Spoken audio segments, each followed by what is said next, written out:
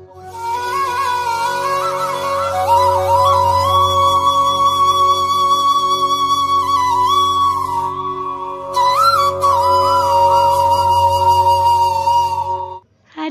कृष्णा। आज की शुरुआत करते हैं भगवत गीता श्लोक संख्या 9 और 10 से। आइए आप सब मेरे साथ इन श्लोकों को दोहराइए। अन्य च बहवः शूरा मदर्थे त्यक्त जीविताः नानाशस्त्र प्रहरणाः सर्वे युद्ध विशारदाः। अर्थात दुर्योधन द्रोणाचार्य से कहते हैं कि मेरी सेना में ऐसे अनेक वीर हैं जो मेरे लिए अपना जीवन का त्याग करने के लिए उद्यत हैं। वे विविध प्रकार के हथियारों से सुसज्जित हैं और युद्ध विद्या में भी निपुण हैं। दुर्योधन की सेना में जयद्रथ, कृतवर्मा तथा शल्य जैसे कई महान वीर थे जो दुर्योधन के लिए खुशी खुशी अपने प्राणों की आहुति देने के लिए तैयार थे। ऐसा लगता है मानो दुर्योधन मान चुका था कि पापी दुर्योधन के दल में होने के कारण उन लोगों की मृत्यु तय है, और दूसरी तरफ दुर्योधन उनकी शक्ति के कारण मान चुका है कि युद्ध में उसी की विजय निश्चित है। आइए अब देखते हैं श्लोक संख्या 10 में दुर्योधन क्या कहता है।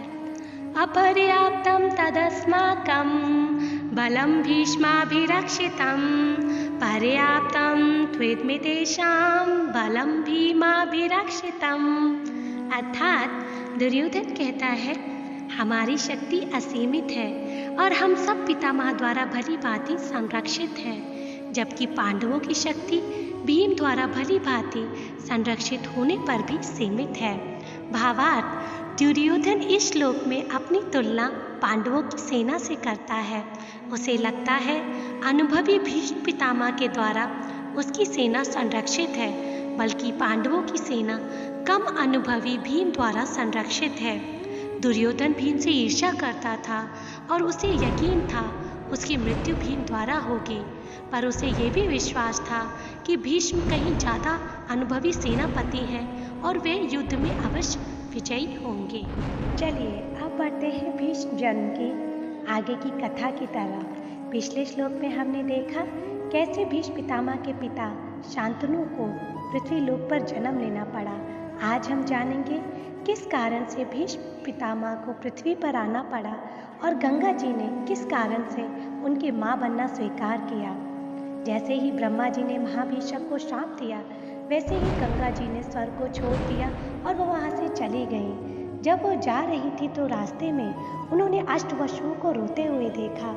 गंगा जी ने उनसे उनकी इस दशा का कारण पूछा तो उन्होंने कहा, हमारे बड़े भाई दव ने अपनी पत्नी के उकसाने पर वशिष्ठ जी की कामधेनु गाय छीनने की कोशिश की और हमने भी उनका साथ दिया।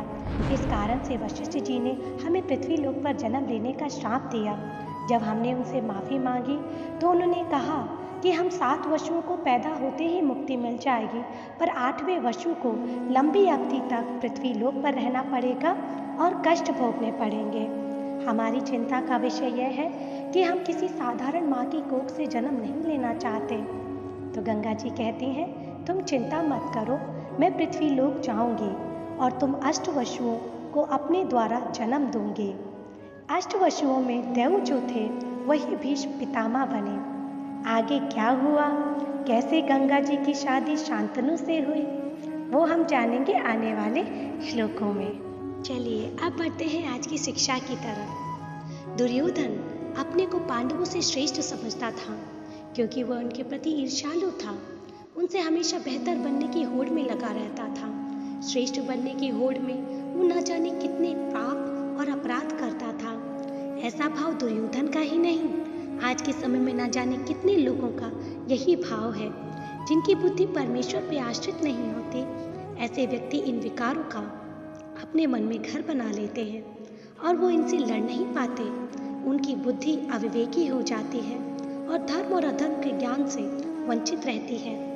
ऐसे व्यक्ति हमेशा लोगों से स्पर्धा रखते हैं और श्रेष्ठ होने का भाव रखते हैं। जिनके प्रति वो कड़वाहट रखते हैं वे हमेशा उनसे होड़ में लगे रहते हैं और ईर्ष्या जैसे विकार से अंधे होकर न जाने कैसे कैसे षड्यंत्र और पाप करते हैं। श्रेष्ठ होना बुरी बात नहीं है, पर व्यक्ति जब अपने को श्रेष्ठ मान लेता है तो ये एक विकार को जन्म देता है, ईर्ष्या जैसे विकारों को, स्पर्धा जैसे विकारों को। और ना जाने इन दोनों विकारों की वजह से व्यक्ति कितने पाप करता है और अपने जीवन को पतन की तरफ ले जाता है। तो व्यक्ति को चाहिए वो ऐसे लोगों का संग करे जो श्रेष्ठ हैं पर अपने मन के विकारों से परे हैं। उनको देखें और उनसे सीखें।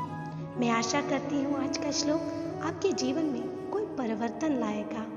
कृपया इसे ज़्यादा से ज़्यादा लाइक, शेयर और कमेंट करें और कृष्ण की वाणी को घर घर तक पहुँचाएं।